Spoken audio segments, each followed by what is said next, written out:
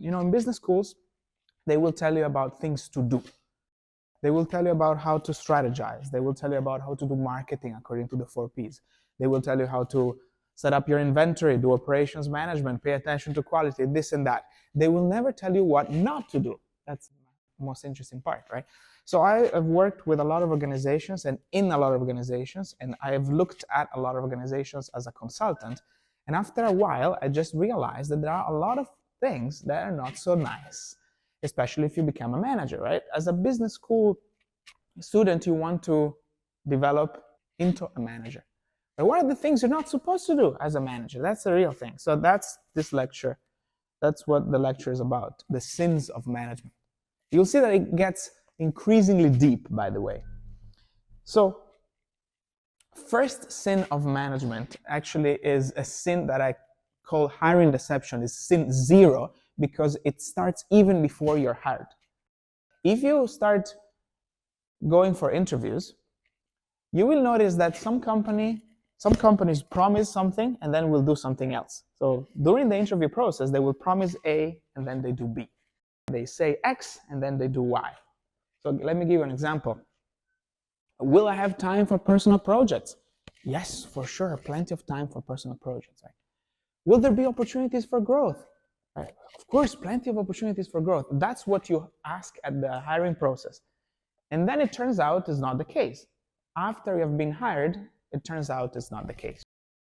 So imagine those companies when you're outside, everybody wants to get in, and then when you're inside, everybody wants to get out. It's very often the case in consultancies, by the way. What happens here? Well, what happens is that managers think, let's get the employee on board first, and let's focus on their mental health later, or never, right? So this is the annoying part, but that's deception, right? That's lack of integrity. I'll give you an example. Imagine if you purchase an online ticket, right? You just want to go somewhere. You purchase a flight ticket, it's $500, you click checkout, purchase.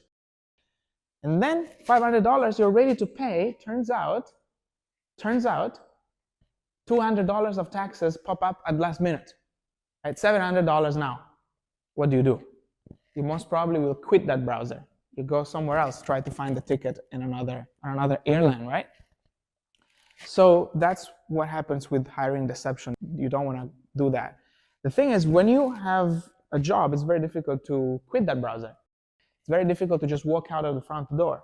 There's a lot of psychological barriers involved. So as a manager, you want to make sure not to tease employees like this demon is doing. Tease employees and then focus on their mental health later. You want to be integral. You want to have integrity from the start. That's the first thing. Promise only what you can hold up to. Second, let's start to talk about the sins of management that happen when you have been already hired. Sin 1 is not setting or respecting healthy boundaries. Now, this is quite counterintuitive. In a company, you want to learn how to set and respect healthy boundaries. This is two-sided, actually, from the side of the employee and from the side of the manager. So let's start from the side of the employee, right? If you're hired as an employee in your next job, from your side, you want to learn how to set healthy boundaries. It's going to be very difficult for you at the start. You want to learn how to say no. You want to learn how to say no to working on weekends. You want to learn how to say no to attend all meetings on a 5 minutes notice. You want to learn how to say no to being assigned to like 5 projects at once. It's too much, right?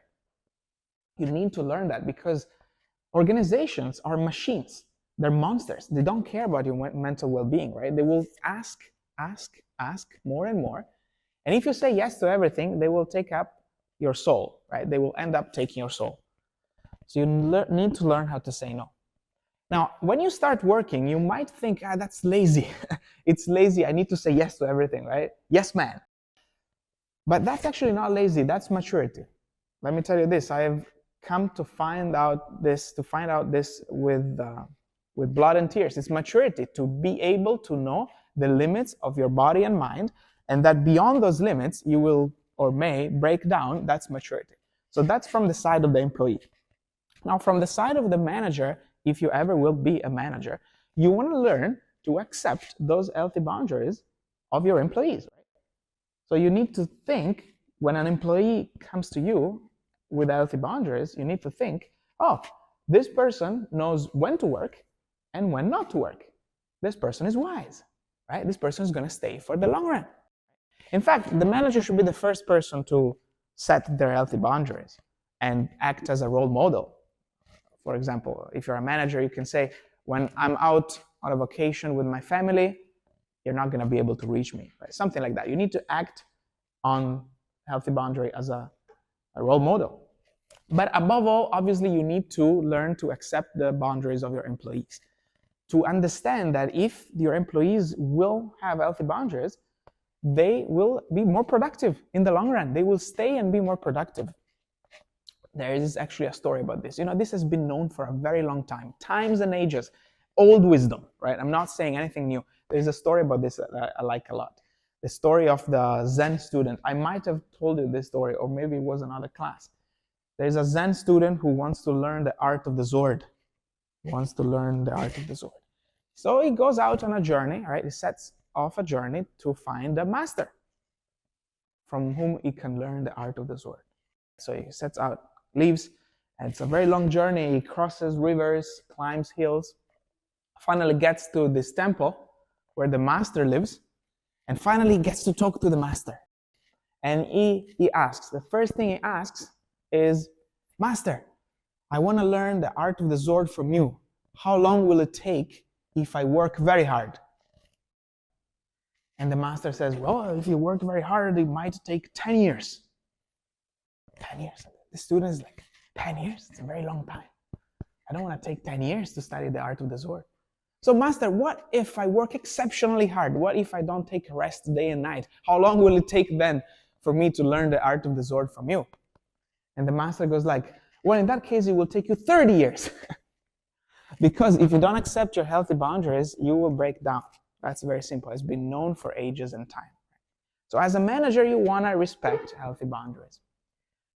You want to make sure not to set up a meeting, like a tough meeting, let's say at 6:45 p.m., when your employees are supposed to get out of the office at 7 p.m., right? Don't do that, right? You're only going to get your employees to hate you. So healthy boundaries. Sin number 1. Sin 2, micromanaging. You might have heard of micromanaging. Actually, I like to say sin number 2 is more like not resisting the temptation to micromanage. Because if you ever will become a manager, you will feel a strong temptation to micromanage. It's very easy to fall into this sin and start acting like you own people just because you are paying them. And that's the sin of micromanaging. So what is micromanaging? Well, micromanaging is when you nag at every single thing employees will do. You control, you over-control like this, right? And managers underestimate how damaging it is to constantly watch over everything the employee will do. They really underestimate. So imagine, give you an example. Imagine you're a farmer, right? If you're a farmer, you plant seeds. You plant seeds so that they turn into a plant. That's what a farmer does. Now, would you go and dig out those seeds every few minutes? No, it will kill the plant. So, as a manager, you are the farmer. The seeds, hopefully turning into plants, are your employees that are supposedly growing like a plant, right? So you don't want to dig out those seeds every few minutes. Don't micromanage. The best management sometimes is just no management at all. No management at all. The only thing is you set up the goal. Then you trust that the person you hired has the skills to achieve the goal in the way they see most fit. Trust that they have the competences to achieve the goal in the way they see most fancy. That is not micromanaging. That is not falling into this sin. You cannot correct their grammar, if you know what I mean. If, metaphorically speaking, you cannot pick the detail, right? That's the thing. Don't correct the grammar. And also, by the way, micromanaging is you correct mistake as a manager. You correct mistakes as soon as they arise, right? You see a mistake, you correct. Right? Very bad. Because if an employee is smart, they will learn. And so the mistakes might self-correct over time. So you don't need to do anything, right? Just wait. So don't correct mistakes as soon as you see them as a manager. Just wait to be sure that those mistakes are systematic, right? Because they might self-correct. So as the Taoist would say, exercise what they say in Asia, Wu Wei, which means doing by not doing, right? Doing less. Less is more. Just do nothing. Just wait. The employee is smart. Trust that they are smart. They will learn, right? That's not micromanaging. Okay. Management ambiguity. This is a tough one. So, the sin of management ambiguity is when a manager does horrible things and they actually know they are doing horrible things. Either consciously or subconsciously, they know. So they will use ambiguity to make that horribility sound a bit more bearable. That's the sin of ambiguity, right? It's ambiguous, right? So let me give you a few examples. A manager says they value work-life balance and then they overwork you. Or a manager says they value your input and then they will not use it. So they will redo all the PowerPoints you have done. That's ambiguity, right? It's not clear. What is it doing? And the most annoying of all is a manager, when you have been assigned to a new project you know nothing about, the manager says he will support you, and then turns out he will not support you even if you asked. All it gives you, it's 2 minutes, maybe 3 minutes of their time because they're busy, too many employees to manage. And those 2 minutes will make you even more confused. Horrible. That's ambiguity. By the way, these are the managers who will not set up clear expectations on what you're supposed to do, and then later in the future they will blame you for not doing that. Think about the irony of the ambiguity there, right? So terrible. That ambiguity will kill you. It will kill your performance review. At some point you will be blamed for something that the manager was ambiguous about. That is ambiguity. So that's the manager part, right? Obviously you don't want to do that.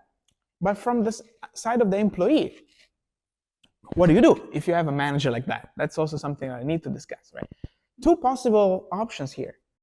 If you are less quick-witted, let's not say dumb, but less quick-witted as an employee, you will be confused. You will go like, what is going on here?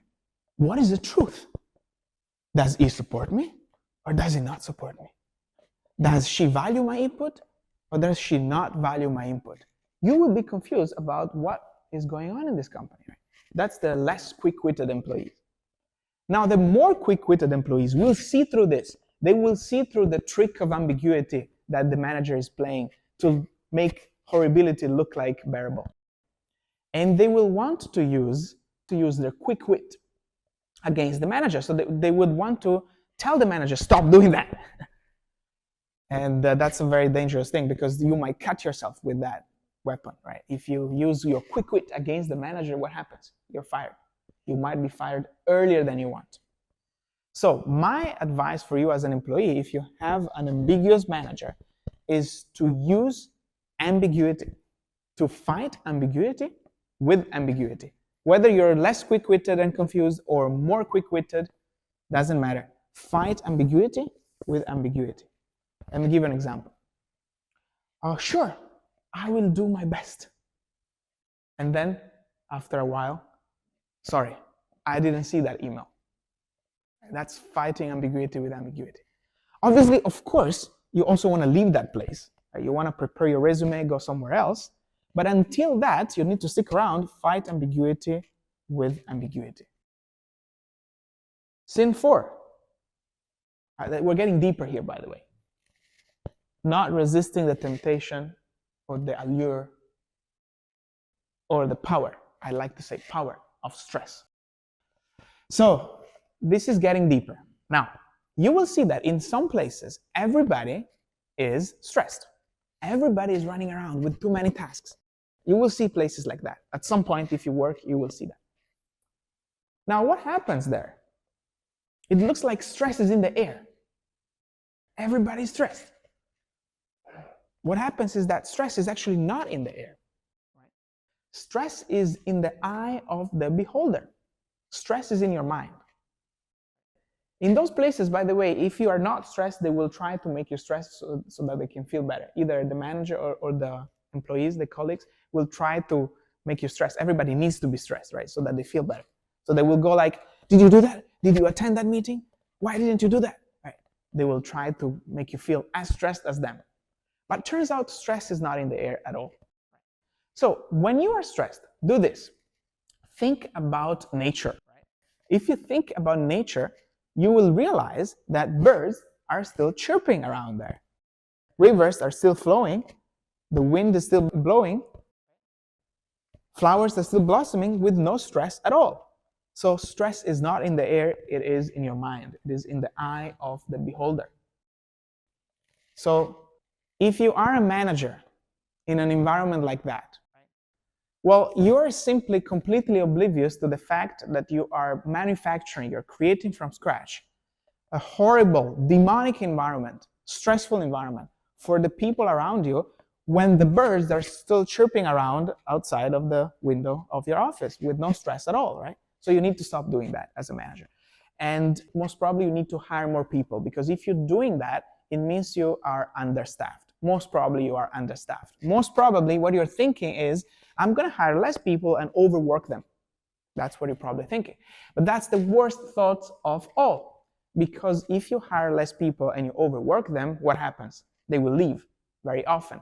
So if they leave very often, then you will have to spend a lot of time hiring new people and training them. So that will cut your productivity. That's the most expensive thing of all in a company, right? So it will work against you. So as a manager, don't do that. And by the way, be nice. If an employee comes to you saying that they want a vacation, don't discourage them against taking that vacation.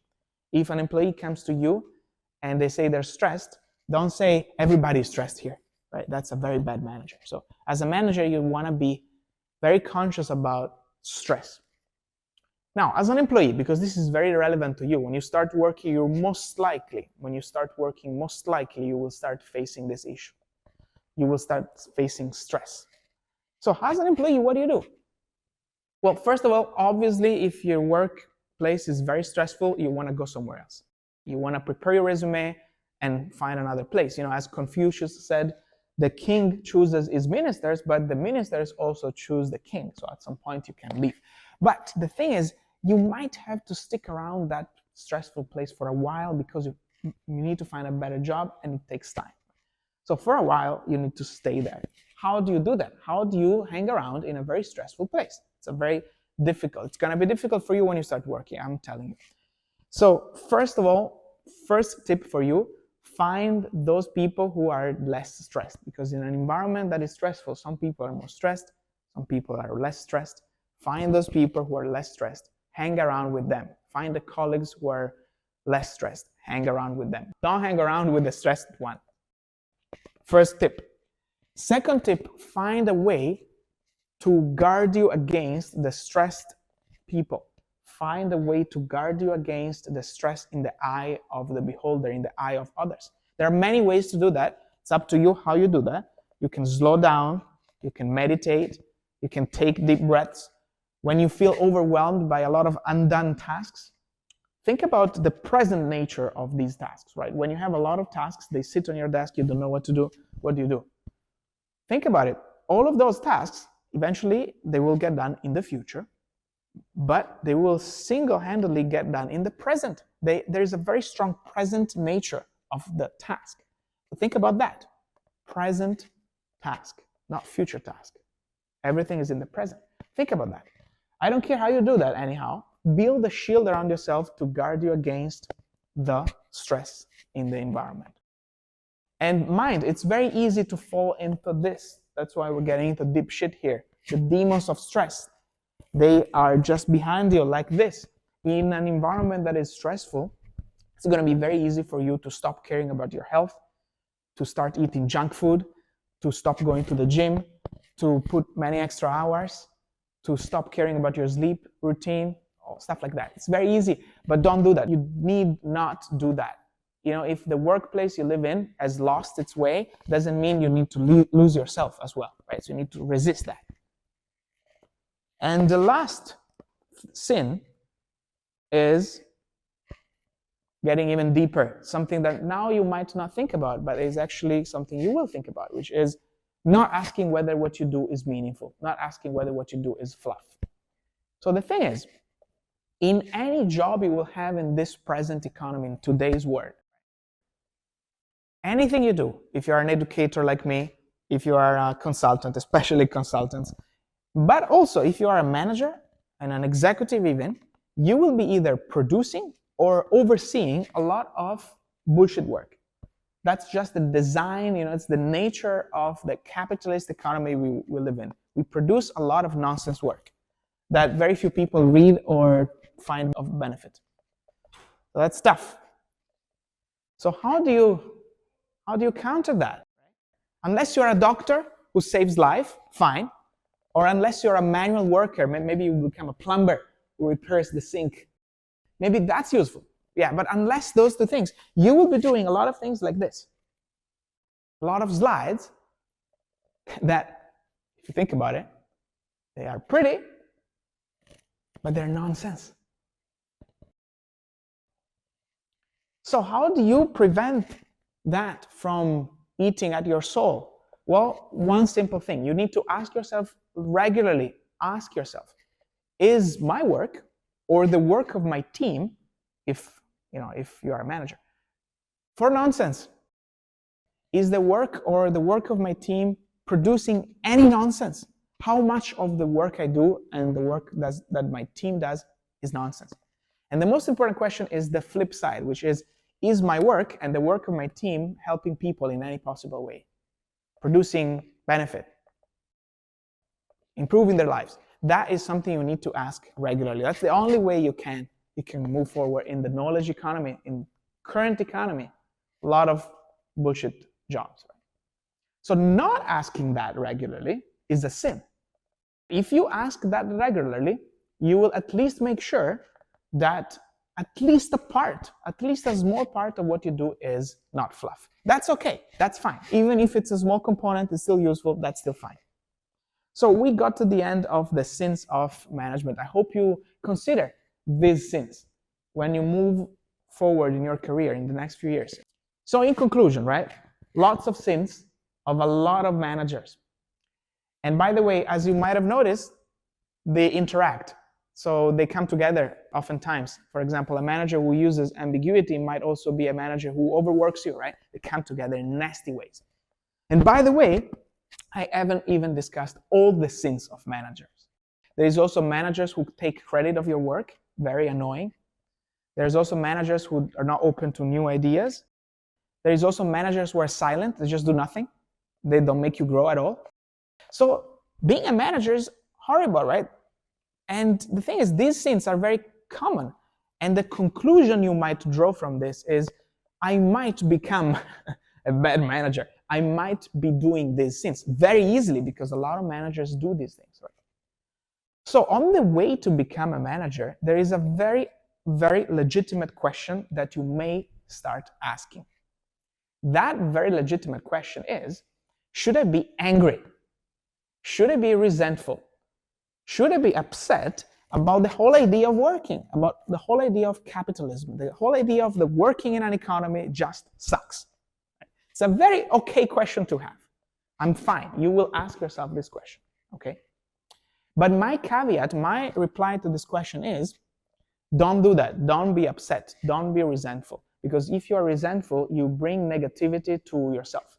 You might think you bring negativity to work. You might think you're just upset and angry with work, with organizations, with management, with managers.